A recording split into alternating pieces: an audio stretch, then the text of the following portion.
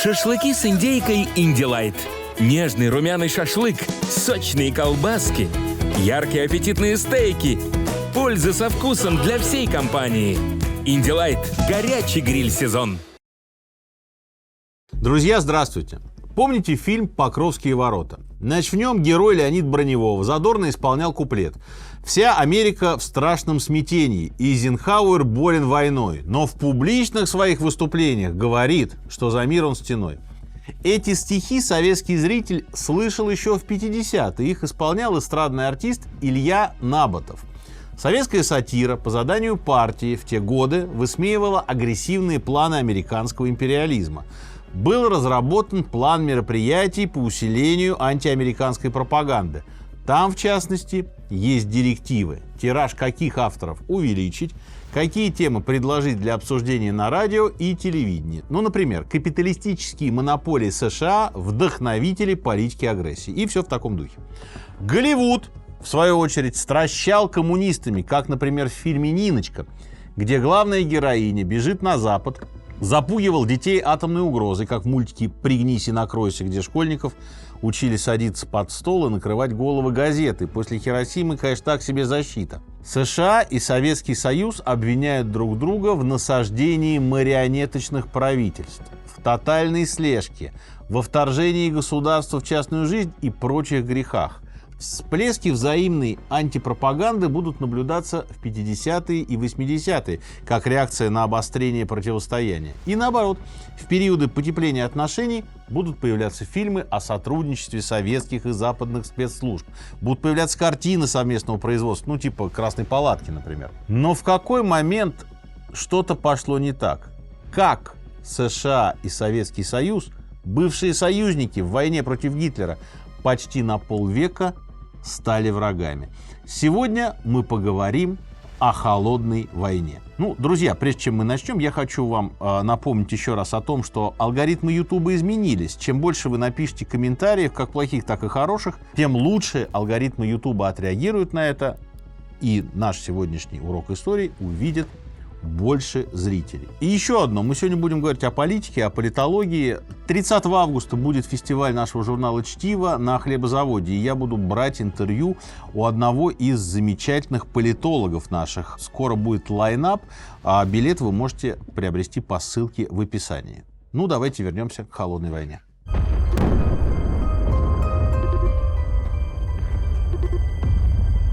Мы начали уже говорить с вами об этом в выпусках про Вторую мировую, что союзники, конечно, встречались, разрабатывали планы войны с Гитлером, но уже и в 43-м, особенно в 44-м, да, в 45-м в полный рост были понятны будущие трещины этого союза. Уже рождалось взаимное недоверие. И совершенно очевидно, что ни к чему хорошему это не приведет. Долго этот союз не продержится. Победив Гитлера, все участники этого союза будут преследовать собственные интересы. Ну, в общем, так и получилось. Спустя всего 1,5 месяца после окончания Второй мировой, 19 октября 1945-го, в еженедельнике «Трибьюн» выходит статья большого британского писателя Джорджа Оруэлла. Она называется «Ты и атомная бомба». Писатель считает, что государство, обладающее атомной бомбой, станет непобедимым и будет находиться в состоянии постоянной холодной войны с соседями. Так впервые появляется термин «холодная война». Заканчивает Оруэлл статью словами, что атомная бомба на неопределенный срок положит конец крупномасштабным войнам ценой установления мира, который не будет миром. Вот такая цитата. И писатель оказывается прав. Западный и Восточный блок будут противостоять друг другу почти в 150, вдумайтесь, военных конфликтах. Запугают друг друга до такой степени, что дело чуть не дойдет до атомных бомбардировок. Холодная война – это термин, которым называют геополитическое противостояние двух сверхдержав – Соединенных Штатов Америки и Советского Союза. И, соответственно, двух блоков этих стран – капиталистического и социалистического. Но, конечно же, были и страны из так называемого движения неприсоединения, которые не относились ни к одному из лагерей. Так или иначе, холодная война затронула практически весь мир. От обычных войн она отличалась тем, что до прямого столкновения Штатов и Советского Союза, слава богу, не дошло. Однако на территории третьих стран блоки воевали. Это явление в 1964 году получит название прокси-война, то есть война по доверенности или война чужими руками. В холодной войне принято выделять несколько этапов. Подготовительный примерно с 43 по 45 год. Начальный с 45-46 по 53 по смерти Сталина. И период напряженности с 53 по 62. Далее, после Карибского кризиса, идет период разрядки с 62 до 79 года. И потом период нового обострения до 85 года. Завершающий этап до 92 года, то есть до момента распада Советского Союза. Еще в 1943 году на Тегеранской конференции начинают вскрываться противоречия между Советским Союзом и союзниками. В 1945-м Черчилля уже начинают пугать успехи Красной Армии. К тому же на территории Центральной и Восточной Европы освободительные движения в основном прокоммунистические. Они теснят нацистов и набирают все больше политических очков. А после войны, понятно, что при поддержке Советского Союза они вообще придут к власти. А там, где не придут, ну, например, во Франции, Италии или Испании, компартии будут что делать? С удовольствием брать деньги у Советского Союза и участвовать в политической борьбе. Сталин стремится создать вокруг СССР пояс из дружелюбно настроенных государств. На западных границах у Сталина это получается. И, безусловно, это раздражает Черчилля. Даже советник президента США Джордж Дэвис, который многое сделал, в общем, для сближения с Советским Союзом, отмечает: «Я думал о том, не собирается ли премьер-министр теперь заявить перед всем миром, что он и Англия допустили ошибку, не поддержав Гитлера, ибо, насколько я понял, он теперь проповедует ту доктрину, которую Гитлер и Геббельс проповедовали и повторяли на протяжении последних 4 лет, стараясь нарушить единство между союзниками и разделять и властвовать». Черчилль не раз подчеркивает, что Советский Союз планирует распространить коммунизм по всему миру. Есть версия такая, что маршал Жуков после успешного окончания войны предлагает идти дальше до Ла-Манша. Сталин отвечает: это авантюра, и согласия не дает. Ну а от идеи мировой революции советский лидер аж в 1925 году еще отказался. Вместо этого тогда был выдвинут тезис о строительстве коммунизма в отдельно взятой стране.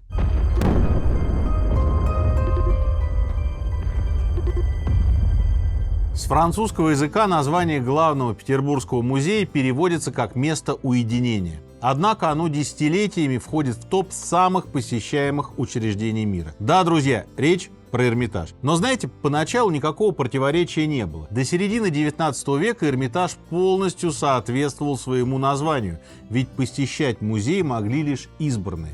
Сам Александр Сергеевич Пушкин смог получить пропуск только благодаря рекомендации Жуковского, который служил при дворе императора. Только в 1852 году указом Николая I Эрмитаж был открыт для публики. И великую картинную галерею, что возникло как частное собрание Екатерины II, увидел свет. Я много раз бывал в Эрмитаже и считаю, что сделать это должен каждый. Тем более, этим летом Т-банк возвращает за поход в Эрмитаж до 100% кэшбэка. Оплатить билет можно любой картой банка до 31 августа, и вам вернется стоимость билета кэшбэком. Так что обязательно идите в музей и приглашайте близких. Оставил для вас ссылку со всеми подробностями в описании.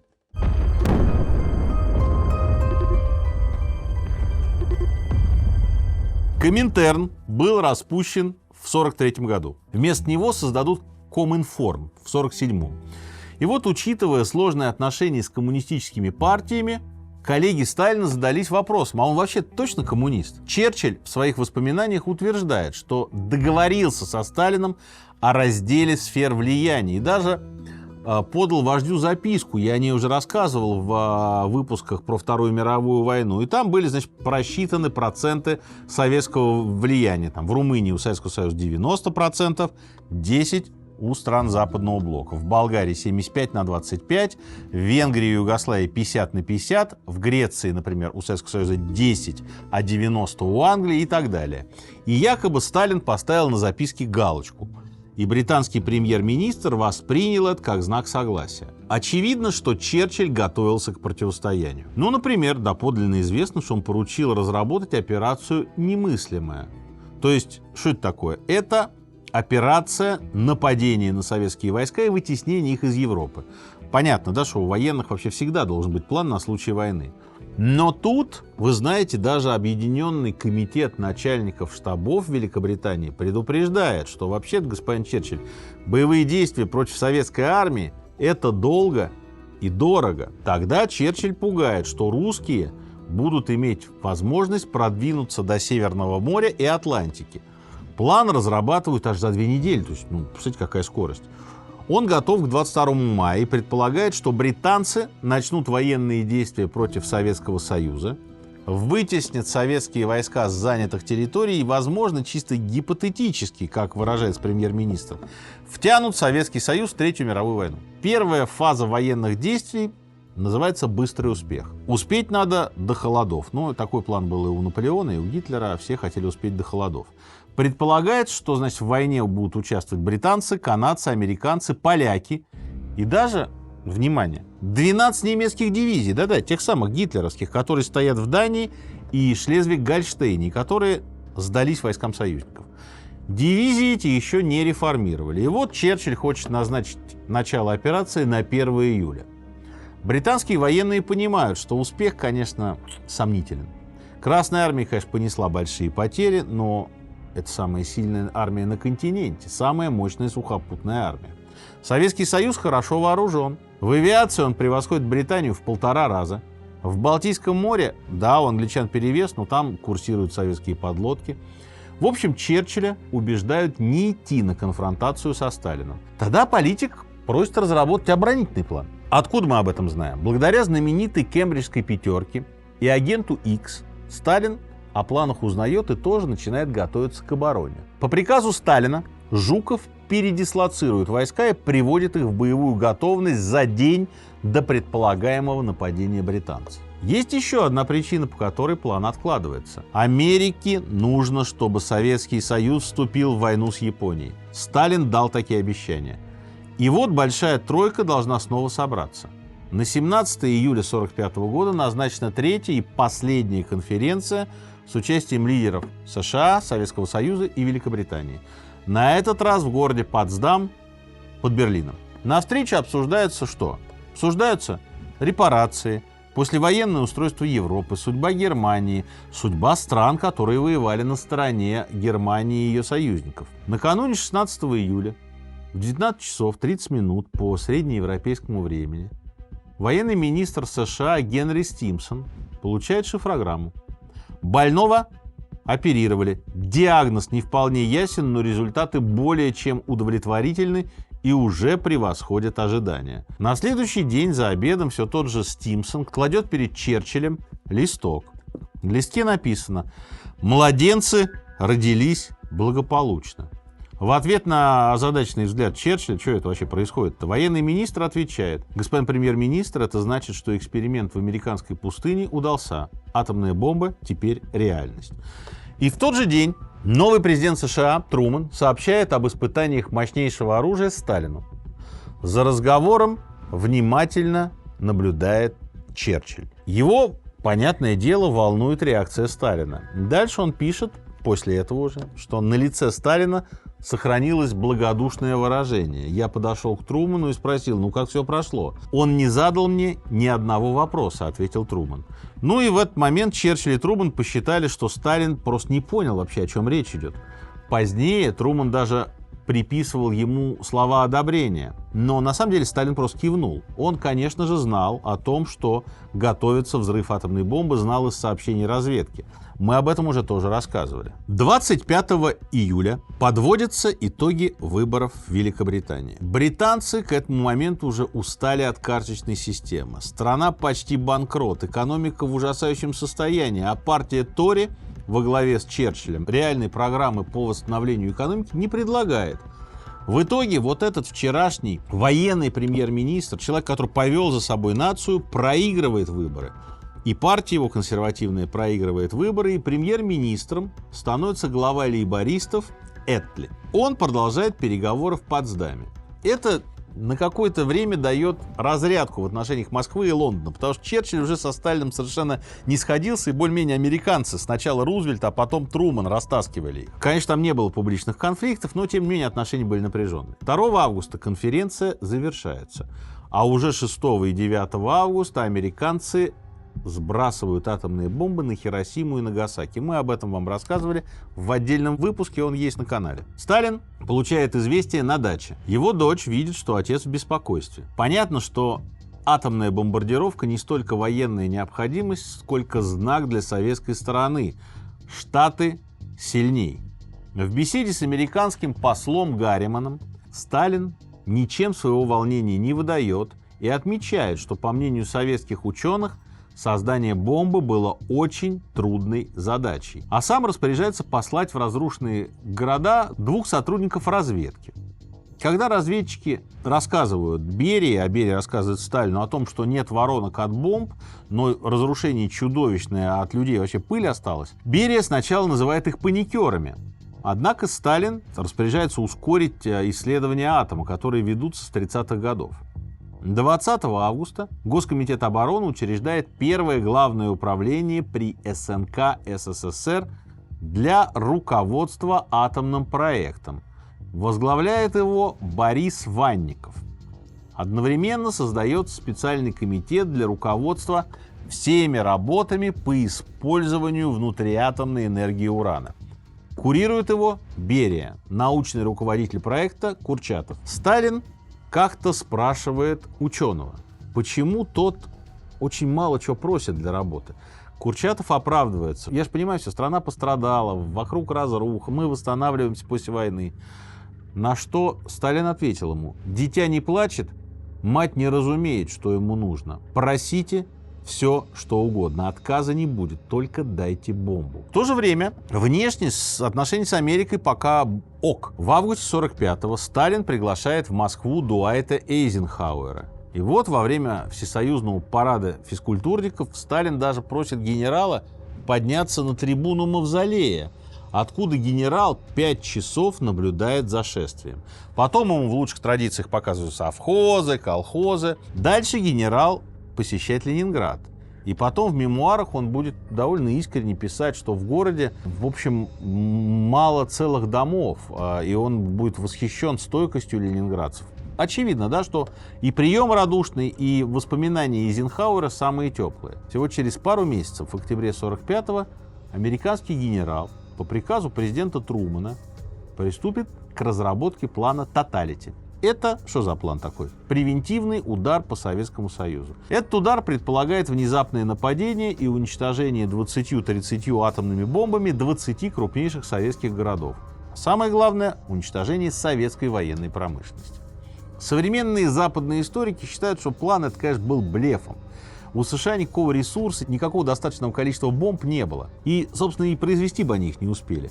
Но есть версия, что этот план был создан, чтобы каким-то образом его подслить и таким, значит, методом устрашить противника, то есть Советский Союз. Вместе с тем США заявляют о прекращении действия программы Ленд-Лиза и, в общем, просят Советский Союз расплатиться. В декабре 1945-го Сталин отказывается ратифицировать решение Бреттон-Вудской конференции. На этой конференции Штаты предложили использовать доллар как мировую валюту и создать международные финансовые организации для помощи нуждающимся странам. Мы об этой конференции и вообще о том, как доллар стал мировой валютой, рассказали на втором нашем канале, на канале Чтиво, в отдельном выпуске. Что за организация-то для помощи нуждающимся странам? Значит, Международный валютный фонд, Всемирный банк. Сталин с этим соглашаться не хочет. Он понимает, что это, в общем, экономическая гегемония США. Ну, таково это и является, потому что у Америки на момент выхода из войны самая развитая промышленность. И, в общем-то, на войне американцы, конечно, заработали. Сталина не устраивает и гегемония, и то, что МВФ выдает кредиты только при условии, что страны проведут реформы, и МВФ будет за этими реформами наблюдать. Вот, программу эту от Америки разрабатывает Гарри Уайт, и интересно, да, что самого Гарри Уайта подозревают в шпионаже в пользу Советского Союза.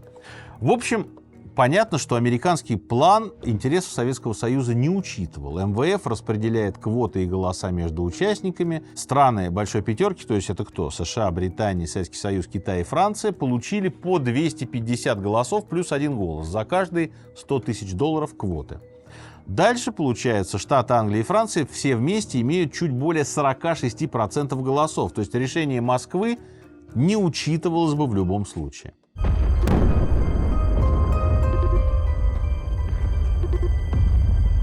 Очень короткий анонс. 30 августа, в последнюю субботу этого лета, мы проводим первый фестиваль нашего журнала «Чтиво». Он так называется «Чтиво Фест», пройдет в Москве на хлебозаводе. Что там будет? 3 секции. В первой секции я буду брать интервью в прямом эфире у разных интересных людей.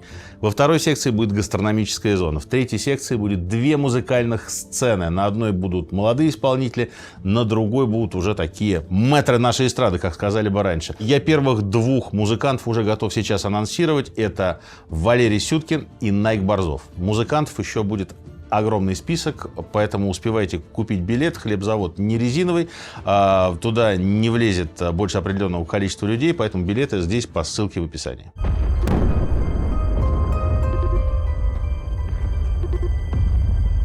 Что происходит дальше? Еще Рузвельт покойный, к тому моменту покойный, предлагал идею 4 полицейских. Что это такое? Каждая из великих держав должна была следить за миропорядком в своем регионе. США в обеих Америках, Британия в Западной Европе и Африке, Советский Союз в Восточной Европе и Азии, а Китай в Юго-Восточной Азии. Сталин с этой концепцией был согласен, но Черчилль международным полицейским видел Британию. В итоге страны все же договариваются. Давайте мы создадим, и создается в итоге Организация Объединенных Наций, которая сменила Лигу наций. О Лиге наций мы уже с вами говорили в выпуске о 1939-1940 годах. Лига наций уже ничего не решала, никто ее не слушал. Так вот, сменщица ООН должна обеспечивать мир, безопасность и способствовать сотрудничеству между государствами. Устав подписывают 50 стран. Позднее к ратификации присоединится Польша. При этом опять Советский Союз обеспокоен, что в этой организации перевес сил-то на стороне государств, которые находятся под влиянием Великобритании и США, ну то есть это фактически кто? Вчерашние английские колонии: Канада, Южноафриканский Союз, Индия, Австралия, Новая Зеландия. После переговоров Молотов предлагает включить Украину, Белоруссию и Литву как отдельные республики, потому что они больше всего пострадали при немецкой оккупации. Сходятся на Украинской и Белорусской ССР. Они, кстати, получат международную помощь для восстановления после войны. Малоизвестный факт, но это так. Особенно советская сторона настаивает на введении права вето. То есть, что это значит? Великая держава может ветировать или запрещать то, что ей не нравится. И если это право вето в Совете Безопасности будет реализовано, значит, дальше инициатива эта не пойдет. Штаб-квартиру Соединенные Штаты предлагают организовать у себя. Сталин эту инициативу удивительно поддерживает. И вроде бы все противостояние сейчас уйдет в дипломатическую плоскость. Но дальше происходят интересные вещи.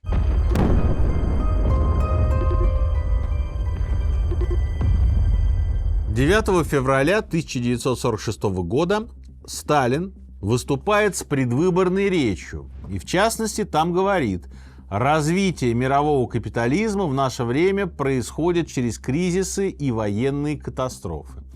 Внимание западных лидеров привлекает заявление вождя о развитии тяжелой промышленности. Например, Коммунистическая партия нашей страны отвергла обычный путь индустриализации и начала дело индустриализации страны с развертывания тяжелой индустрии.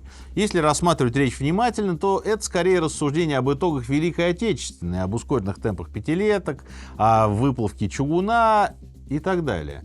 Тем не менее, британцы и американцы трактуют это как подготовку к наступлению на Европу. Американское правительство обращается за разъяснениями к Джорджу Кеннону, советнику посольства в Москве и, в общем, такому довольно известному антикоммунисту. Именно он во время Парада Победы скажет: ликуют они, думают, что война закончилась, а она только начинается. И вот 22 февраля 1946 года Кеннон отправляет подробное сообщение, которое вошло в историю как длинная телеграмма. Я ссылку на этот текст оставлю в описании. В этой телеграмме Кеннон долго объясняет, почему, по его мнению, невозможно сотрудничать с Советским Союзом.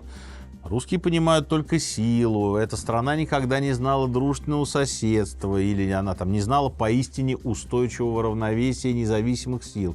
В частности, Кеннон пишет: в отношении колониальных территорий, отсталых и зависимых народов советская политика на официальном уровне будет направлена на ослабление власти и влияния передовых стран Запада.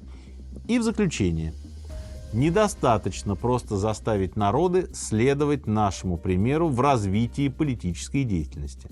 Многие зарубежные страны, в особенности страны Европы, измучены, запуганы опытом прошлого и менее заинтересованы во всеобщей свободе, чем в собственной безопасности. Они ищут совета, а не наделения ответственностью. Мы должны быть в состоянии предложить им такую помощь в лучшей мере, чем русские. И если мы этого не сделаем, это сделают русские. Ну, то есть, США, по его мнению, должны становиться мировым гегемоном. Впоследствии Кеннон, вот, собственно, и за эту телеграмму, и вообще за его позицию получит прозвище архитектора холодной войны. А это сверхсекретное сообщение разойдется среди всех американских чиновников. В тот момент, к слову, в правительстве США нет единого мнения насчет политики в отношении Советского Союза. Кеннон настаивает, что советская угроза только политическая. Он предлагает бороться с ней экономическими методами, вести психологическую войну. Ну, это что значит? Это открытая пропаганда, тайная операция. А некоторые политики, напротив, выступают за военное применение контрсилы. Ситуацию усугубляет то, что Сталин-то тоже не сидит на месте. Он озвучивает, например, территориальные претензии к Турции. Москва хочет вернуть бывшие земли Российской империи, часть Грузии, часть Армении. В начале 20-х Ленин добровольно передал армянские территории Турции по договору о дружбе и братстве. Но вот после смерти Ататюрка в 1938 году правительство свою политику пересматривает. За 4 дня до нападения Гитлера на Советский Союз Турция и Германия подписывают договор о дружбе и ненападении. До 1944 года Анкара исправно снабжает немцев хромом, медью, кобальтом и вообще чуть было не вступает в войну на стороне Германии. Справедливости ради, заметим, не вступила, но и на стороне союзников вступила, только когда уже все было понятно. Сталин, как бы сейчас сказали, делает вбросы, что мы сейчас тут поднимем у вас восстание курдов. И в 10 раз преувеличивает число советских диверсантов, которые находятся в Турции. Якобы к советско-турецкой границе перебрасывают 50 дивизий с Дальнего Востока, хотя никакой переброски нет. Контрразведка советская старается изо всех сил, лишь бы Турция не вступила в войну на стороне оси. Понятно, что и союзники надавливают на турок, но турки, напоминаю, только к концу войны вступят в войну против Германии. Сталин это все помнит. И вот Советский Союз предлагает Турции такие вещи. Ну да, ребят, давайте установим совместный контроль, например, над проливом Босфор и Дарданеллы. Это пролив, как вы знаете, между Черным и Средиземными морями. Турция контролирует проход всех судов через эти проливы. Ну и вот Сталин говорит, это угрожает безопасности Советского Союза, потому что военные корабли других государств могут перейти пролив и ударить по Черноморскому флоту. В общем, это концепция еще екатерининская, что эти проливы должны быть под российским контролем. Вообще неплохо бы Константинополь, то есть Стамбул бы взять. Это не Сталин придумал, это со времен Российской империи такая идея была. И вот Советский Союз предлагает создать в проливах совместные советско-турецкие военные базы. Очевидно, что Турция опасается, что она потеряет политическое влияние, контроль над проливами и вообще часть своих территорий. Параллельно начинается иранский кризис. Иранский шах Мохаммед Реза Пехлеви, тот самый, который устроил вечеринку, мы на втором канале о ней рассказывали. Так вот, тот самый шах скажет, что холодная война фактически началась в Иране. И в этом есть доля правды. Что произошло? Американские и английские нефтяные компании планируют создать в Иране нефтяные концессии. Это вот практически у границ с Советским Союзом. Советский Союз говорит, это мы воспринимаем как угрозу. И тоже пытается организовать концессию сроком на 60 лет. Сталин имеет такую идею. На севере Ирана создать нечто вроде буферной зоны, чтобы, значит, англичан отодвинуть подальше от своих границ. И вот Сталин ведет переговоры с иранским представителем.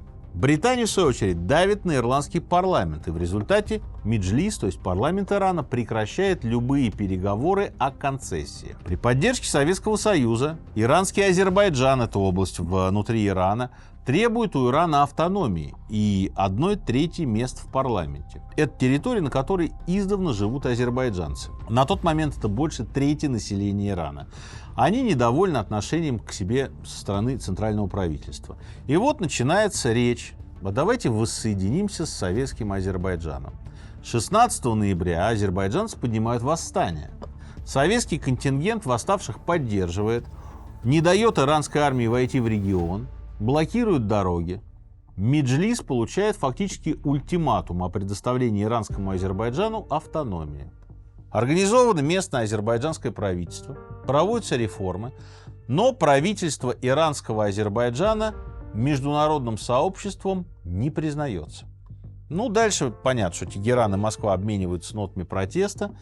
4-5 марта советские танки начинают движение в 3 направлениях: к Тегерану и к границам с Турцией и Ираком. И дальше под давлением международного сообщества Советский Союз с Ираном садятся за стол переговоров и договариваются. Советский Союз войска выводит. После этого Меджлис отказывается ратифицировать договор о совместных нефтяных разработках. Азербайджанское правительство Ирана существует чуть больше года. Понятно, да, что Сталин расставляет приоритеты. Он пишет лидеру Демократической партии иранского Азербайджана Пешавари следующее: наличие советских войск в Иране подрывало основы нашей освободительной политики в Европе и Азии. Таким образом, события в регионе запускают процесс отхода США от политики изоляционизма. До этого Штаты, в общем, старались не вмешиваться в события вне своего континента. Иранский кризис совпадает с Фултонской речью Черчилля. Это знаменитая речь, которую многие считают началом Холодной войны. Бывший премьер-министр, как частное лицо, получает приглашение выступить с несколькими лекциями в Америке. На приглашении стоит приписка президента США Гарри Трумэна: «Это замечательная школа в моем родном штате. Надеюсь, вы сможете выступить. Я представлю вас». В Фултоне Черчилль критикует действия Советского Союза в отношении Турции и Ирана и опасается, что число коммунистических правительств в Европе вырастет. И в конце он произносит знаменитое: «На всей территории от севера до юга упал железный занавес». Он это словосочетание употребляет в том смысле, в котором его использовали и Жорж Клемансо, да и Йозеф Геббельс, которые, в общем, желали отгородиться от большевизма. Что в самой Британии происходит? Британия в этот момент теряет колонии. Начинается процесс распада колониальной империи. Многие страны обретают независимость. Мы в выпуске про Индию и Пакистан, в частности, касались этой темы. И в эти страны проникают идеи социализма. Черчилль, справедливо, надо сказать, опасается красной угрозы и говорит буквально следующее: «Мы не можем закрывать глаза на то, что свободы, которыми пользуются граждане во всей Британской империи, не действуют в значительном числе стран. Некоторые из них весьма могущественны. В этих государствах власть навязывается простым людям всепроникающими полицейскими правительствами». Черчилль что беспокоит? Его беспокоит, конечно, послевоенное политическое устройство Европы. Он отмечает следующее: коммунистические партии, которые были весьма малочисленны во всех этих государствах Восточной Европы, достигли исключительной силы, намного превосходящей их численность, и всюду стремятся установить тоталитарный контроль.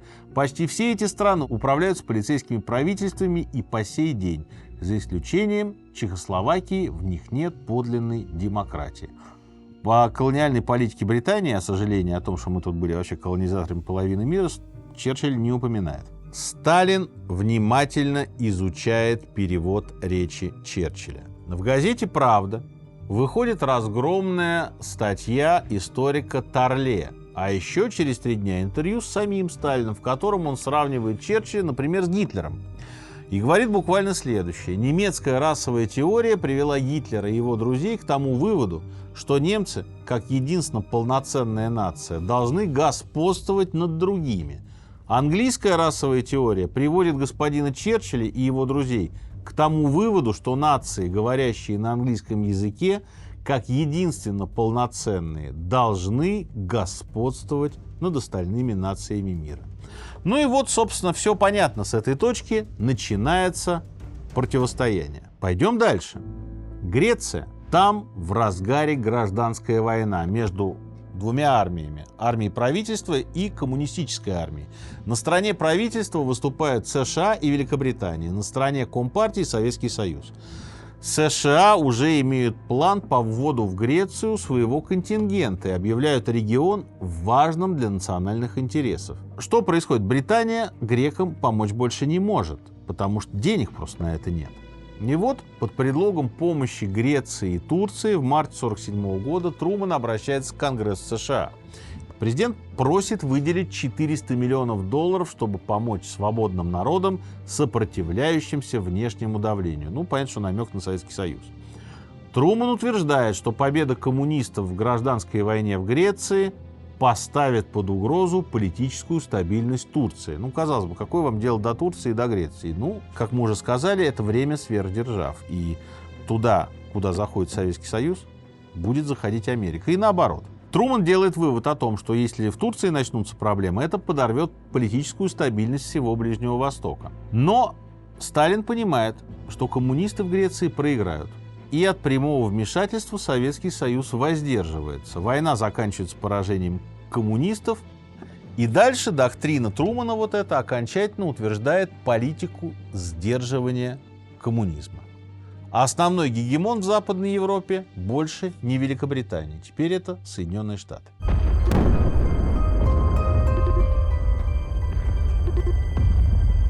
В том же 1947 году принят закон о национальной безопасности. Вводится должность министра обороны, он наделяется теперь большими полномочиями. Теперь по вопросам внутренней и внешней политики президента консультирует Совет национальной безопасности. А национальной безопасности штатов может, в общем, что-то угрожать теперь в любой точке мира. В июне 1947-го госсекретарь Соединенных Штатов Америки Джордж Маршалл выступает в Гарвардском университете с докладом, в котором он излагает основные пункты плана послевоенного восстановления Европы. Это так называемый план Маршалла. Штаты готовы предоставить европейским странам кредиты. В конечном итоге они предоставят около $13 миллиардов. Это сейчас довольно большие деньги, да, просто сумасшедшие. Но есть условия: в правительстве этих стран, получателей денег, не должно быть коммунистов. И, в общем, в странах Западной Европы их не остается. Ну, здесь небольшое отступление. Очевидно, что Европа действительно лежит в руинах. Кто-то меньше, кто-то больше. Германия разорена, у Франции проблемы серьезные. В Австрии проблемы, в Европу надо поставить продовольствие, сырье и, главное, создать новые рынки. Вот план этот стимулирует создание этих рынков. Но он, конечно, стимулирует и экономику Америки, потому что, что это такое? Мы создаем себе рынок сбыта для наших американских товаров. Советский Союз и страны соцблока помощь не получают, они отказываются, точнее, от этой помощи. Отказывается и Финляндия. Взамен в Советском Союзе организовывается Совет экономической взаимопомощи. Что имеется в виду? Советский Союз будет восстанавливаться сам и будет поставлять продовольствие и военную технику дружественным странам. Понятно, что возможности Советского Союза намного более скромные, чем возможности США. Поэтому, например, кредитами Америки воспользуется социалистическая Югославия. И здесь новая точка будет. Вроде Югославы же наши ребята, почему они с американцами дружат? Югославский лидер Иосип Броз Тито пытается балансировать на двух стульях. С одной стороны, у него, в общем, персоналистский, диктаторский вполне себе режим, никаких демократических реформ. Он вообще-то коммунист. С другой стороны, он получает деньги по плану Маршалла и делает ставку на частную собственность. Почему американцы дали коммунисту денег? Тито в личных противоречиях со Сталиным. Он критикует Советский Союз за то, что, например, Советский Союз в свое время не поддержал территориальные претензии Югославии к Италии. То есть югославы хотели Триест себе забрать, но Сталин его не поддержал. И между Тито и Сталиным реально начинается, в общем, конфликт. Дальше больше. Вместе с болгарским лидером Димитровым Тито хочет создать Балканскую федерацию, куда вошли бы Югославия, Болгария, Румыния, Греция и Албания. Ну, идея не новая, она периодически раньше звучала. Сталин сначала вроде бы не против, но он за равенство стран при поддержке Москвы. А Тито, зачем ему Сталин там нужен? Он хочет стать балканским лидером. В 1948 году ЦК КПСС осуждает руководство Югославии за отклонение от марксистской линии. Сталин лично вписывает в доклад о положении Компартии Югославии следующие слова. В Компартии нетерпим такой позорный террористический режим. А товарищ Жданов заявляет, мы располагаем данными, что Тито иностранный шпион. Говорят, после такого Тито потрясенный ходил по кабинету. Дальше по классике на югославского лидера обрушивается шквал советских карикатур, активизируется деятельность советской разведки. Страны отзывают послов. А югославский режим в Советском Союзе, тот самый режим, который вчера еще гитлеровцев изгонял из Югославии, теперь его именуют не иначе, как фашистская клика Тита Ранковича. Тита преследует инакомыслящих и даже организует лагеря для сторонников Советского Союза. Тита увеличивает военные расходы страны до четверти от всего бюджета и начинает сближаться с США. То есть... Что мы видим? Впервые применение, не впервые, впервые в Восточной Европе применение концепции «он, конечно, сукин сын, но наш сукин сын».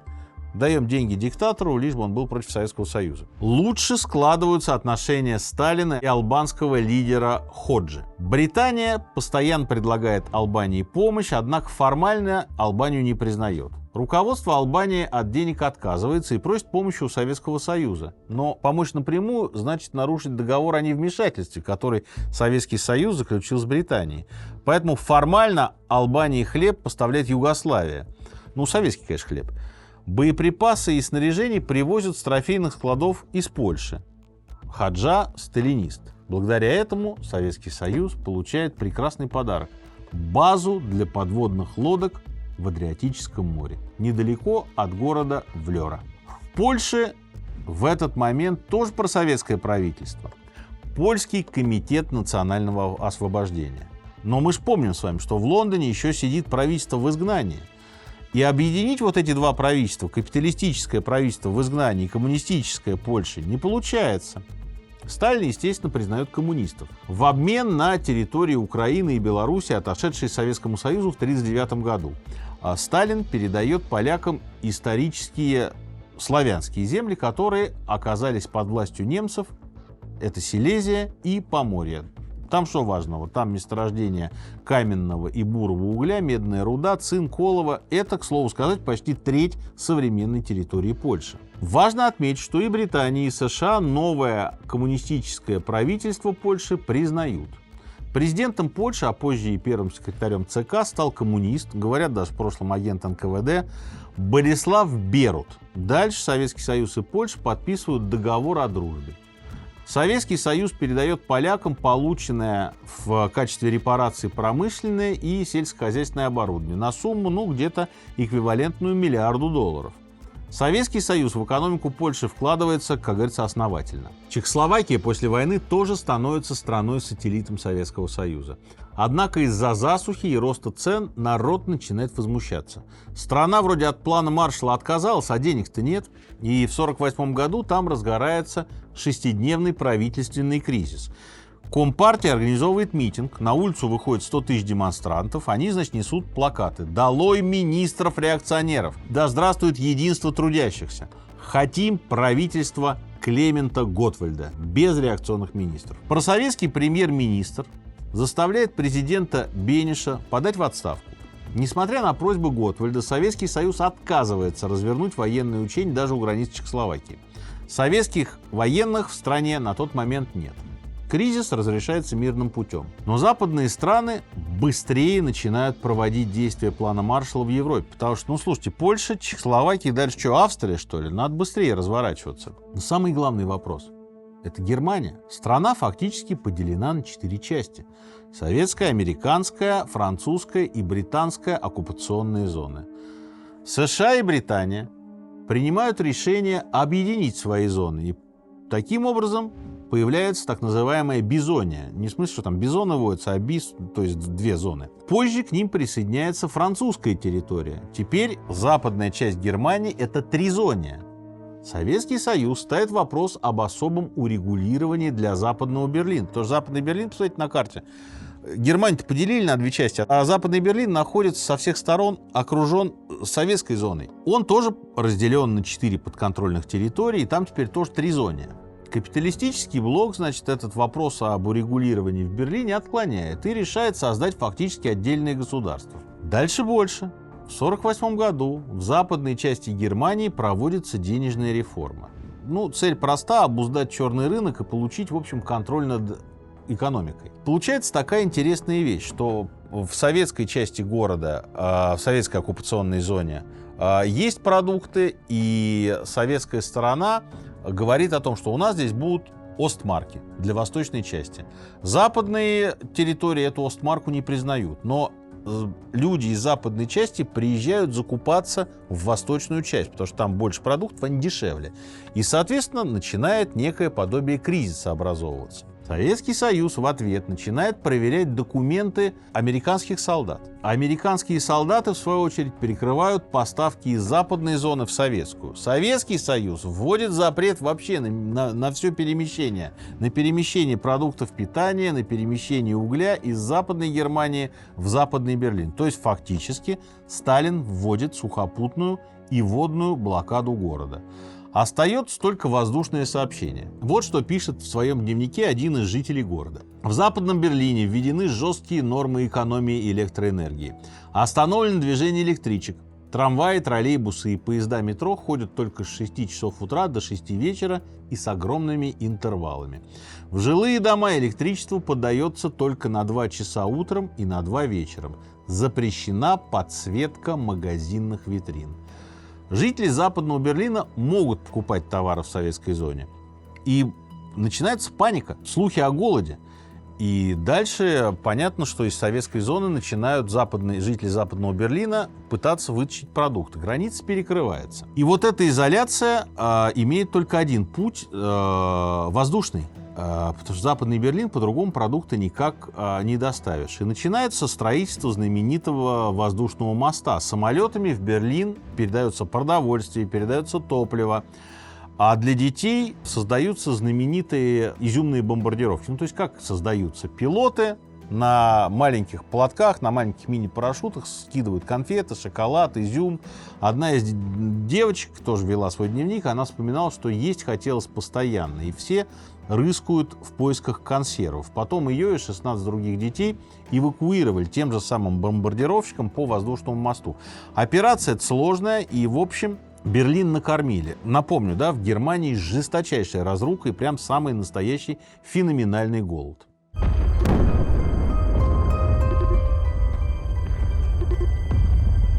В итоге на секретном совещании ООН стороны договариваются, блокада снята. Западные страны готовятся к созданию Федеративной Республики Германия. В мае 1949 года издан оккупационный статут для Западного Берлина, который окончательно оформляет раскол города. 14 августа в 3 оккупационных зонах проводятся парламентские выборы, а 20 сентября формируется правительство ФРГ. Советский Союз протестует, предлагает референдум, заметьте, об объединении Германии, но Америка и союзники идею не поддерживают. Тогда, в октябре, немецкий Народный Совет, с согласия, разумеется, Сталина, провозглашает создание Германской Демократической Республики. Ее признает Восточный блок, Западная Германия ее не признает. Важно, все еще можно жить в западной части Берлина, а работать в восточной. Можно пользоваться 2 валютами, можно ездить в гости к родственникам, пока Берлин открытый город. Берлинский кризис и блокада Берлина, в общем, подталкивает союзников к решению создать военную организацию, то есть союз против СССР. Бельгия, Нидерланды, Люксембург, Франция, Великобритания уже находятся в союзе. Они заключили такой договор в Брюсселе. Это договор о сотрудничестве и взаимной обороне. Теперь в Вашингтоне участники этого Брюссельского договора встречаются с представителями США, Канады, Португалии, Италии, Норвегии, Дании и Исландии. Заключен Североатлантический договор. Что это такое? Военная организация Североатлантического договора, то есть НАТО. Цель ее, по выражению первого генсека, не допустить русских, удержать американцев и подавить немцев. И вот страны договариваются рассматривать нападение на одну из стран-участниц как нападение на всех. Здесь надо сделать небольшое отступление. Советский Союз в какой-то момент тоже высказывает желание стать членом НАТО, получает отказ. Потому что, Альянс же ведь не скрывает, что мы тут создаем союз против Советского Союза же, извините такую тавтологию. И вот дальше по Европе начинают появляться натовские базы. В ответ Советский Союз тоже начинает планировать свои базы. США при этом понимают, что Советский Союз, скорее всего, не собирается вести военные действия открыто. Из чего мы такой вывод делаем? Это следует из секретного доклада Госдепартамента Госсовета. В нем отмечается, что Москва никогда не начинает боевые действия первой, исключение Финская война 1939 года. В этом же докладе написано, что страна все еще разрушена, народ от войны устал, а оккупация не то средство, которое Кремль использует для достижения долгосрочного контроля над чужими территориями. Он предпочитает контроль политический. И вывод. Советское правительство не планирует вооруженных действий. А уже 19 декабря 1949 года Комитет начальников штабов США утверждает план «Дропшот». Что это за план? План этот предполагает, что на Советский Союз надо сбросить 300 атомных и 29 тысяч фугасных бомб.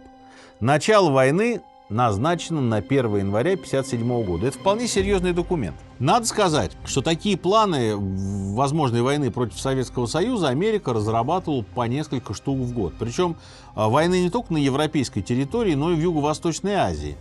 И, в общем, публикация таких планов дальше послужит причиной веры в подделку.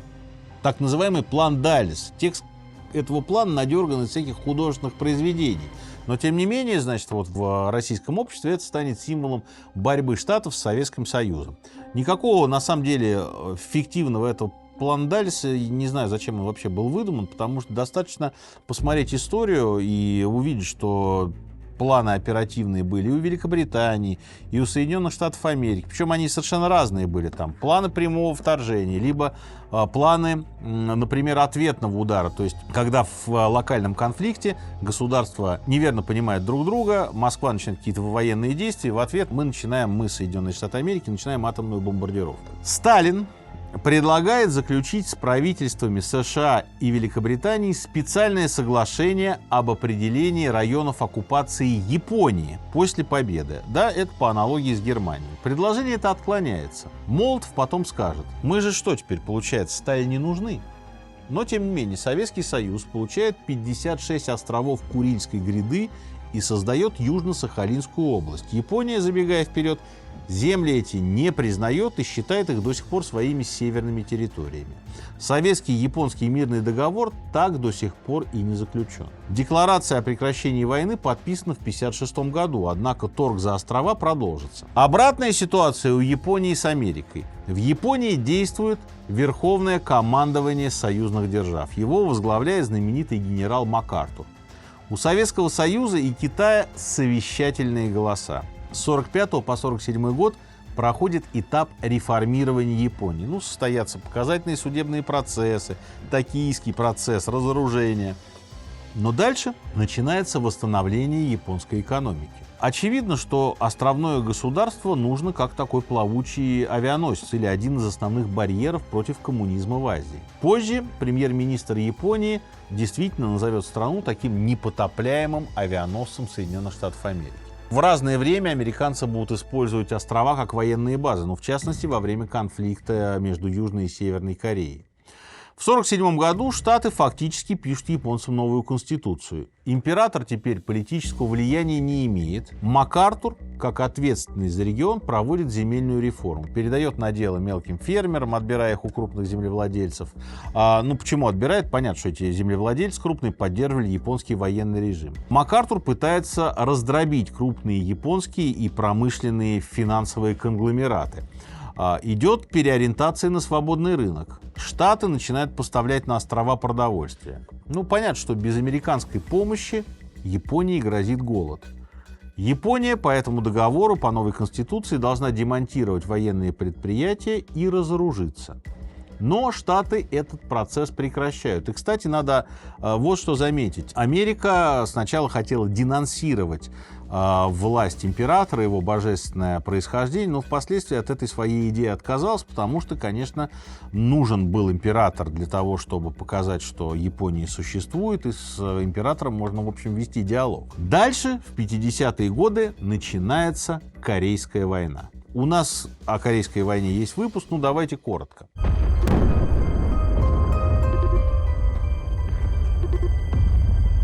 Лидер корейских коммунистов Ким Ир Сен просит Сталина поддержать корейских коммунистов. Он хочет атаковать противника и Корею объединить. Сталин одобряет военную помощь КНДР. На стороне Ким Ир Сена также и китайцы. К тому же теперь Советский Союз тоже ядерная держава, и понятно, что США вряд ли решится на прямое столкновение. Соединенные Штаты и силы Организации Объединенных Наций используют Японию как военную базу. Японская промышленность при этом активно восстанавливается, возобновляется производство оборонки. Из Японии в Корею кораблями подтягивают военную технику. Американцы по просьбе правительства Японии оставляют свои войска на территории страны. Дальше американские и вновь обученные японские военные отправляются в Корею. МакАртур объявляет: теперь Тихий океан превратился в англосаксонское озеро, и наша линия обороны проходит через цепь островов, окаймляющих берега Азии. Ну, дальше вы знаете, война идет 3 года, заходит в тупик, погибает по разным оценкам от 3 до 5 миллионов человек. Таким образом, в Корейской войне впервые происходит столкновение двух блоков. И военные консультанты, и военные участвуют с двух сторон. И вот этот термин «прокси-война» — это впервые территория Кореи. Что происходит в соседнем Китае? В Китае до 50-го года тоже идет гражданская война. Там две партии борются, это Компартия и партия Гоминьдан. Лидер первый Мао Цзэдун, лидер второй Чан Кайши. Тоже мы рассказывали об этом в выпуске про Китай и Тайвань. США пытаются эти две стороны помирить, Советский Союз тоже пытается эти две стороны помирить, но в итоге возникает Китайская Народная Республика, которая занимает весь материковый Китай. Чан Кайши под давлением Мао Цзэдуна отступает на остров Тайвань. Советский Союз со Сталином во главе и Китай во главе с Мао Цзэдуном устанавливают вполне себе дружеские отношения. Надо сказать, что и с Чан Кайши никто не ругается. Его сын, например, учился в Москве. Сталин и Мао относятся друг к другу довольно дружелюбно, но и, конечно, осторожность сохраняется. В 1949 году Мао Цзэдун приезжает в Москву, происходят переговоры со Сталином. Переговоры очень тяжелые. Мао просит помощи в создании военно-морского флота, в создании военно-воздушных сил. Сталин требует территориальных уступок. И, в общем, Сталин понимает, что Китай большое государство, с ним надо иметь, конечно, добрососедские отношения, но в чрезмерном усилении Китая тоже Сталин не заинтересован. Мао отзовется о переговорах примерно так: говорить со Сталиным все равно, что вынимать мясо и спасти тигра. Сталин понимает, что Китай ему нужен как буфер на Дальнем Востоке. Надо сказать, что все это воспринимается Мао как унижение, но до поры до времени отношения остаются, что называется, рабочими. А советские плакаты и газеты пестрят заверениями о взаимной дружбе. Отсюда слоган «Русские с китайцем братья навек». Советский Союз улучшает отношения с Индией, которая только что получила независимость. Индийский посол просит о встрече со Сталином. Страны подписывают договор, по которому 100 тысяч тонн советской пшеницы обмениваются на индийские товары. Индийский лидер Джавахарлал Неру поддерживает идею объединения Кореи. Дальше появляется еще одна точка напряжения, уже на Ближнем Востоке. 15 мая 1948 года в Тель-Авиве, на территории Палестины, провозглашено создание государства Израиль. Советский Союз первым это государство признает. В Москве хотят создать вообще теневой кабинет министров из советских евреев. Задача эта не реализуется потом. Но в разгаре арабо-израильская война. Деление территорий не устраивает ни арабов, ни евреев. И, как мы видим, эта война, в общем, в той или иной форме продолжается по сей день. Советский Союз поначалу помогает израильтянам, поставляет оружие из Чехословакии. В конфликт начинают вступать арабские государства. Ливан, Сирия, Саудовская Аравия, Ирак, Египет. Британцы вынуждены вмешаться в конфликт, но только на территориях, подконтрольных арабам. В 1949 году Израиль в войне побеждает. Советский Союз даже не препятствует иммиграции евреев из Восточной Европы. Однако своим евреям выезд в Израиль запрещает. Дальше формируется независимое правительство Израиля, его глава Давид Бен-Гурион. Очевидно, что у Израиля появляются связи с Америкой. Во многих финансовых организациях, в банках, в инвестиционных фондах главы — это американские евреи.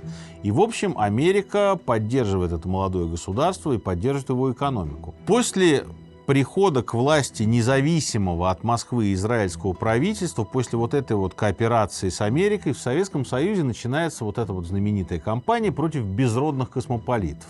Фабрикуется дело врачей, начинается история о антисемитской кампании. Дальше члены радикального подполья взрывают 30-килограммовую бомбу у советского посольства в Тель-Авиве. По счастливой случайности убитых нет, есть только раненые. Советский Союз дипотношения с Израилем разрывает. И в этом контексте Соединенные Штаты выглядят как единственным большим союзником Израиля. Однако в правительстве США нет единого мнения в отношении ситуации в регионе. Ну, например, первый в истории министр обороны США Джеймс Форрестелл категорически против создания государства Израиль. Он опасается простых вещей. Это приведет арабов в ярость, ведь так оно и получается. А арабы — это главные поставщики нефти в США. Это грозит проблемами в американской экономике. Якобы даже глава Израиля Бен-Гурион прослушивает Форрестелла и чуть ли не пытается его шантажировать с какими-то там связями с нацистами. Ко всему прочему, Форрестелл пытается убедить Трумэна жестче вести себя с Советским Союзом. Он настаивает на увеличении военного бюджета, закупке авианосцев, о поддержке наземных войск. Ну, дальше министра отправляют в отставку. Вот с таким диагнозом: депрессия и нервное психическое истощение. И Форрестелл попадает в лечебницу. В газетах пишут, что после отставки якобы он бегал и в бреду орал на улицах, что русские идут, они везде, я видел русских солдат. То есть буквально человек на советской угрозе помешался. К Форрестеллу почти никого не пускают, и он вроде бы идет на поправку. 22 мая без 15:02 ночи он переписывает трагедию «Аякс» Софокла, а потом выходит из своей палаты на 16 этаже и идет на кухню на противоположной стороне. Там окна не закрываются. Дальше Форрестелл прыгает из окна и погибает. Вокруг смерти Форрестелла жуткая шумиха. Журналисты подозревают, что бывшего военного министра могли убить. Много версий было, что Форрестелла убили, значит, коммунисты, советские агенты, что его убили агенты ФБР, потому что этот человек хотел развязать Третью войну. Как бы то ни было, гонка вооружений с Форрестеллом, без Форрестелла началась.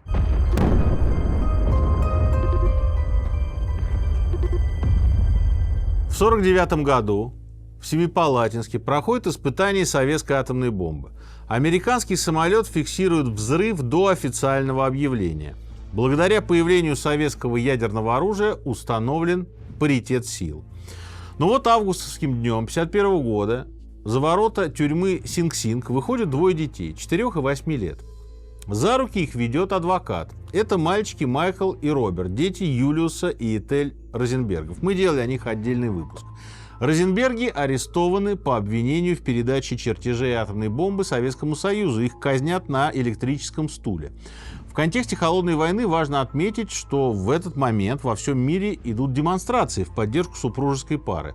Но судья заявляет, что из-за их действий в Корее погибло 50 тысяч американских солдат. Мол, война была развязана из-за того, что Советский Союз получил чертежи. Казнь Розенбергов — это единственная казнь гражданских лиц, которая приходится на период холодной войны.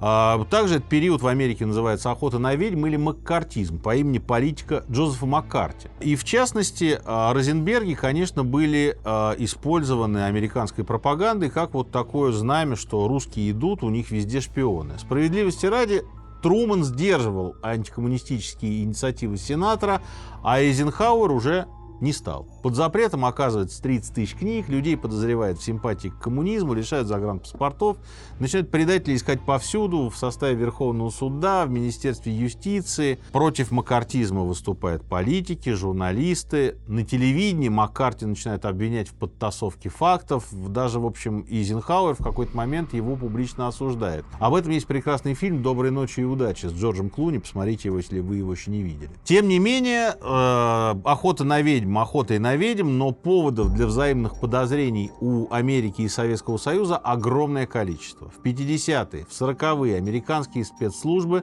вскрывают советскую агентурную сеть. Показания дает перебежчик Игорь Гузенко. На сторону США в тот же момент переходит агент Элизабет Бентли. Штаты конфискуют радиопередатчики из советского посольства и запускают проект «Венона». Проект по расшифровке советских шифрограмм. Сначала пароли не поддаются, но финны продают американцам не до конца сожженную книгу с шифром, который захватили еще во время Финской войны. К тому же советская сторона использует этот код дважды. И дальше математики и криптоаналитики, кстати, женщины в основном, начинают эти телеграммы читать. Буквально на волосок от провала оказывается советский агент Гомер. Это тот самый член Кембриджской пятерки Дональд Маклин. И его успевает предупредить другой член Кембриджской пятерки Ким Филби. Но благодаря Веноне американцы узнают о разведчиках в Манхэттенском атомном проекте. Вербовала участников проекта Елизавета Зарубина. Она успевает покинуть США и уехать на территорию Советского Союза. Надо сказать, что США и Британия тоже не отстают. Готовят в разведшколах гидов-переводчиков, чтобы те разворачивали агентурную сеть в союзных республиках. Привлекают к шпионажу бывших нацистов, бывших предателей, которые были советскими гражданами и работали с немцами. Советская контрразведка обнаруживает тайники то в полене, то в кирпиче на стройке, то в каких-то схронах. Вообще, годы Холодной войны — это, конечно, настоящая война разведок, и об этом снято огромное количество фильмов. Написано большое количество книг. Ну, собственно, главный шпион всех времен и народов Джеймс Бонд — это что ж продукт Холодной войны, продукт противостояния двух лагерей. По Джеймсу Бонду, кстати, можно сверять часы. Когда Блоки в жестком противостоянии, он борется с красной угрозой.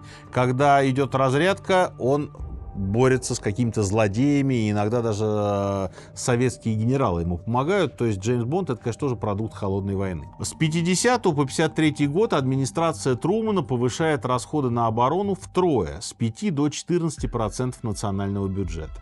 В 1952-м Штаты проводят испытания водородной бомбы, а к блоку НАТО присоединяются Греция и Турция. 5 марта 1953 года умирает Сталин. На следующий день во всем мире объявляют о его кончине. В США тоже перемены. Президентом становится Дуайт Эйзенхауэр, тот самый, который гостил в Кремле и в Ленинграде. Американское правительство, конечно же, воспринимает новость о смерти Сталина с осторожным оптимизмом и внимательно следит, что же будет дальше. У власти председатель Совета министров Маленков, первым секретарем ЦК становится Хрущев, и начинаются изменения во внешней политике. Ну, например, Советский Союз отказывается от территориальных претензий к Турции. Хрущев это решение Сталина вообще называет ошибкой. Эйзенхауэр в ответ делает ход, выступает с речью «Шанс на мир». В ней он говорит о сокращении гонки вооружений. Цитата. «Один истребитель обходится нам в 500 000 мешков пшеницы. Стоимость одного эсминца могла бы покрыть строительство домов более чем для 8 тысяч человек. Это не тот образ жизни, который можно назвать жизнью в истинном смысле этого слова. Под нависшими облаками угрозы войны проступает железный крест, на котором распято человечество». Очень красивая речь, надо сказать. Советское руководство тоже обеспокоено ядерной угрозой. В 1953-м Маленков впервые употребляет слово «разрядка». Я когда готовил этот выпуск, я удивлен вообще, что слово «разрядка», оказывается, Маленков впервые сказал. Скоро Советский Союз в одностороннем порядке начинает сокращать численность вооруженных сил. В 1955-м между Советским Союзом и ФРГ подписан договор о прекращении войны. Теперь уже Советский Союз выступает за сохранение двух республик и против объединения. ФРГ входит в НАТО и начинает заново создавать армию. Хрущев к тому моменту уже Маленкова отправит в отставку и начинает создавать собственный военный блок, Организацию стран Варшавского договора.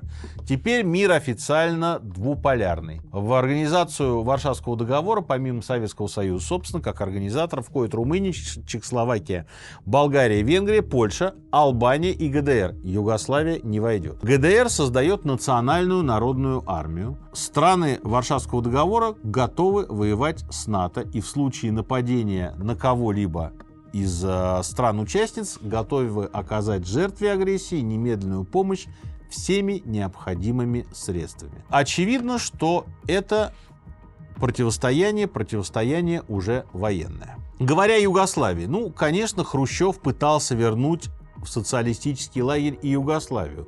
Он даже решает принести Тито извинения и поехать в Белград первым. Восстанавливаются дипотношения между Советским Союзом и Югославией. Ходит анекдот, что когда югославский лидер приедет в Москву, его встречают с плакатом «Да здравствует клика Тита». А учительница одной из школ вообще решит, что клика — это имя, и скажет детям: «К нам приехал клика Тита». Это все, конечно, исторические анекдоты. Несмотря на усилия Хрущева, Тита по-прежнему не признает идею сплоченного соцлагеря. Дальше 1956 год, 20-й съезд. Хрущев выступает с речью о развенчании культа Сталина. На съезде присутствуют главы стран соцблока.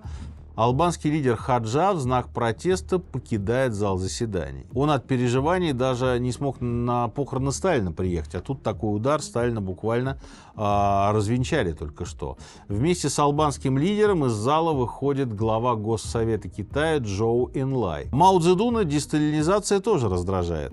После развенчания культа личности Сталина в Советском Союзе провозглашена идея возможности, не обязательной, но возможной, возможности существования государств с разным политическим строем. Надо сказать, что заявления Хрущева на Западе встречают со сдержанным оптимизмом, а внутри советского блока не все так хорошо. Ухудшаются отношения с Албанией. Советский Союз теряет военную базу на Адриатике. Румыны начинают говорить: а может, вы вообще советские войска выведете с нашей территории?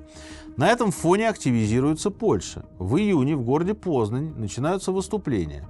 Выступления очень сначала носят социальный характер: низкие зарплаты, плохое продовольственное снабжение.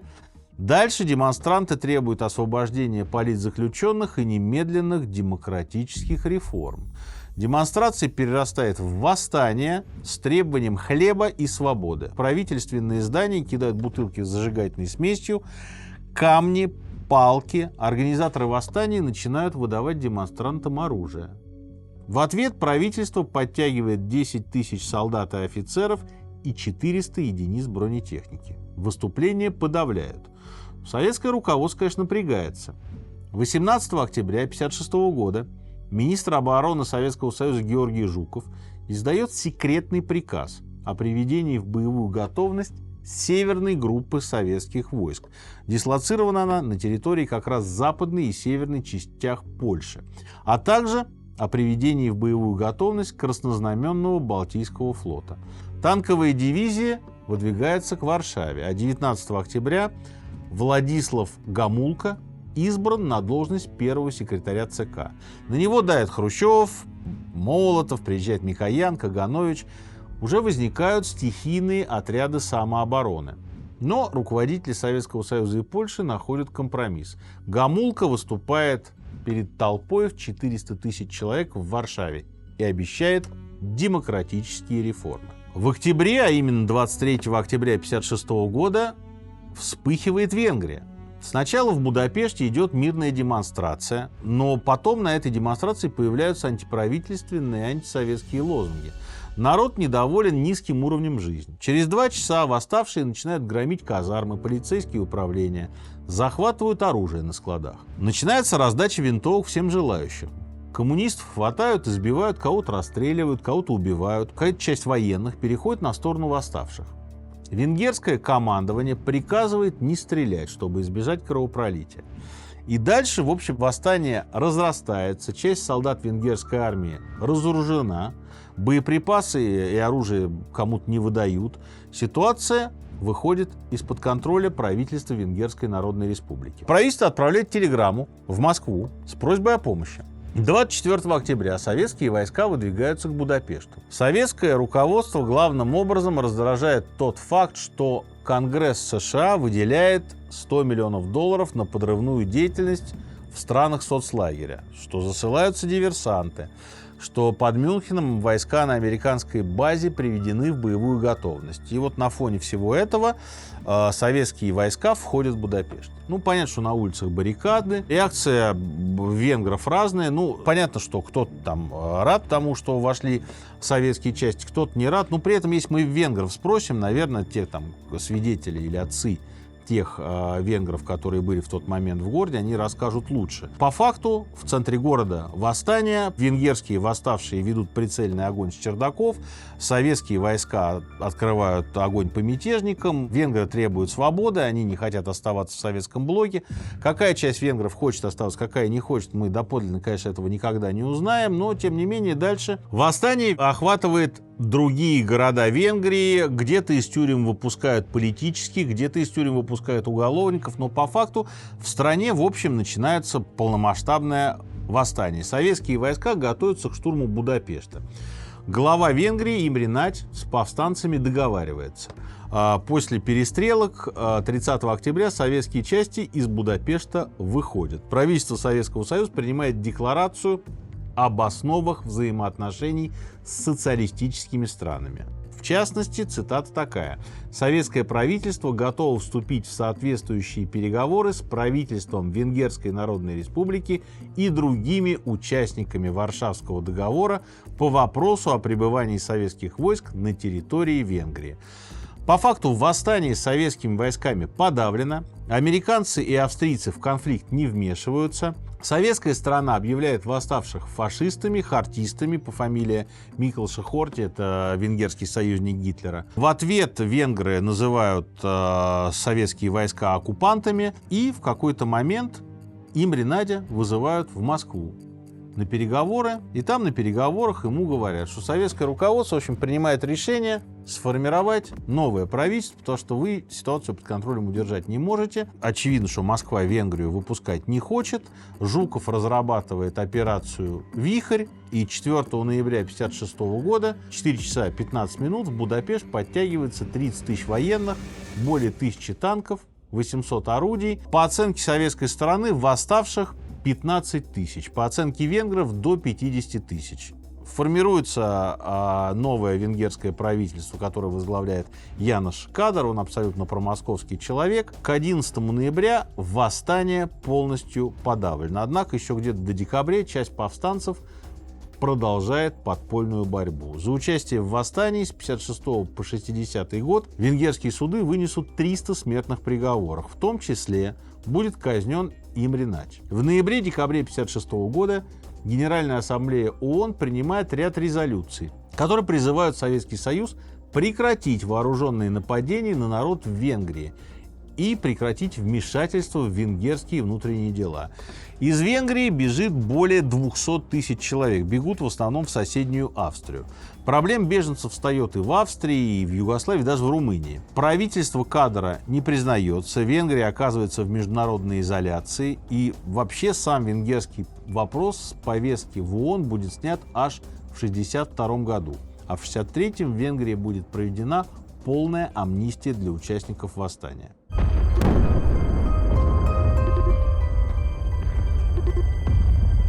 Надо сказать, что позиции Советского Союза на Балканах и в Юго-Восточной Европе ослабевают. Кроме того, при Хрущеве осложняются отношения с Китаем. Мао хочет возглавить коммунистический лагерь, а советское руководство он критикует как раз за эту политику мирного сосуществования с капиталистами. Мао начинает политику большого скачка, то есть индустриализацию. Надо сказать, что Хрущев оказывается в двойственном положении. С одной стороны, он говорит, что можно существовать с капиталистическими странами. С другой стороны, он пытается восстановить отношения с Югославией. С третьей стороны, он подавляет восстание в Венгрии. С четвертой стороны, с Китаем отношения не клеются, потому что Мао, конечно, испытывал уважение к Сталину, и он считает, что вот эти хрущевские высказывания с развенчанием культа личности, они и по Мао косвенно бьют, потому что они бьют по всему коммунистическому лагерю. Китаю нужна собственная атомная бомба. Это даже не вопрос Тайваня, это вопрос того, как Китай трактует собственную безопасность. И Советский Союз, много раз китайцы его просят, Советский Союз берется помогать в обмен на урановую руду. Около 10 тысяч советских специалистов едут в Китай. Строится почти 700 заводов, 100 научно-технических центров, 11 испытательных полигонов. Советский Союз передает Китаю разные лицензии на производство различных видов вооружений, военной техники и даже образцы ракет. Правда, некоторые инженеры дело затягивают, мы передаем частично устаревшие технологии, но в конечном итоге путем переговоров Китаю новейшие технологии достаются. С помощью Советского Союза Китай становится ядерной державой. Хрущев пытается восстановить отношения с Израилем. В страну поставляются детали для машиностроения, нефть. С арабскими странами Хрущев при этом тоже хочет дружить. В Египте в результате военного переворота к власти приходит Абдель-Насер. Он объявляет курс на сближение с Советским Союзом. С одной стороны. С другой стороны, Насер продлевает договор с Великобританией, договор о свободном судоходстве по Суэцкому каналу, но при этом ставит условия о том, чтобы британские войска из страны ушли. Но продавать оружие египтянам англичане отказываются. Они ссылаются на договор 50-го года, по которому Англия, Франция и США не должны поставлять оружие ни арабским странам, ни Израилю. Хотя как раз Израилю, конечно, оружие поставляется. Американцы предлагают сменить английский военный контингент на контингент стран НАТО. Египет при Насере хочет проводить самостоятельную политику и от американской помощи отказывается. Но эту помощь получает у Советского Союза. И из-за этого у СССР портятся отношения с Израилем. Напрямую в Египет никто оружие не поставляет. Поставляют через Чехословакию советские МиГи, советское стрелковое оружие, дизельные подлодки и военные корабли. В ответ британцы прекращают финансирование строительства Асуанской плотины на реке Нил. Это очень важная плотина, потому что она в Нил, это не только судоходство, это орошение плодородных земель. В ответ Насер говорит, теперь Суэцкий канал национализирован, это собственность Египта, и предлагает выкупить канал у владельцев. Для Британии и США это, конечно, угроза поставок всех товаров из региона, прежде всего нефти. Насер вроде бы не меняет правил прохода через канал для английских и французских судов, но запрещает проход израильским кораблям. Англия, Франция, Израиль и США принимают решение о начале военной операции.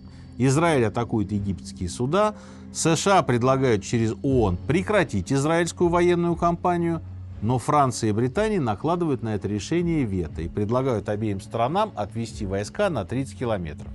Египет отказывается. Французы и британцы начинают Египет бомбить с собственной военной базы на Кипре.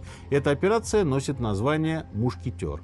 С советской военной помощью Египет не успевает воспользоваться. Получается, что страна не готова к атакам одновременно и с моря, и с суши. Хрущев, конечно, критикует агрессоров, поддерживает Египет против стран НАТО. В «Известиях» выходит статья «Авантюристическая политика правящих кругов Израиля. Дорога к самоубийству».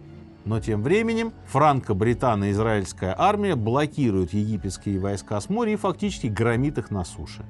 Вашингтон объявляет о прекращении американской государственной помощи Израилю. Ну, опять, да, он боится, что арабы возмутятся и прекратят поставлять нефть. К тому же в Штатах очередные выборы, и Эйзенхауэр в первую очередь думает о них. 5 ноября министр иностранных дел Советского Союза Шипилов предъявляет ультиматум. Если в течение 12 часов не будет прекращен огонь и за 3 дня не будут выведены войска, Советский Союз окажет Египту военную поддержку. То есть Хрущев чуть ли не ядерным ударом угрожает, по слухам, с разъяснениями, сколько мегатонн надо на Париж и Лондон. Ну, понятно, что заявление это воспринимается всерьез, и Эйзенхауэр предложение о совместной советско-американской операции отклоняет. Тем не менее, США тоже начинает говорить о том, что, дорогие британцы и французы, это дело надо заканчивать, а то мы санкции введем. А ООН впервые размещает в зоне конфликта миротворческий контингент. Таким образом, 8 ноября военные действия прекращаются. В декабре 1956 года англо-французские войска покидают Синайский полуостров. Вот это действие повышает авторитет ООН как международной организации и, собственно, укрепляет позиции Советского Союза в странах третьего мира. США и Советский Союз, это удивительно, в Египте выступают как ситуативные союзники. Но, как мы увидим дальше, буквально через пару лет Советский Союз и Соединенные Штаты Америки окажутся на пороге взаимного уничтожения. Поговорим об этом в следующей части нашей истории про Холодную войну.